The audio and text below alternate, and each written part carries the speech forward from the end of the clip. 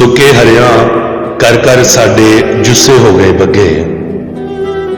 सुके हरियां कर साडे जुस्से हो गए बग्गे। फिर बहार आई ते मौजा मानण वाले अगे।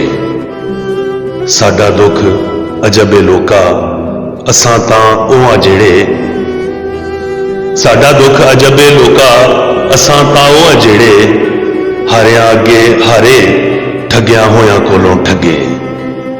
तोड़ हयाती दुनिया अंदर इंजी चानण वंडे। तोड़ हयाती दुनिया अंदर इंजी चानण वंडे। कदे भी तैनू सूरज पुत्रा तत्ती वाह ना लगे। साडा दुख अजबे लोका असां तां ओह आ जेड़े।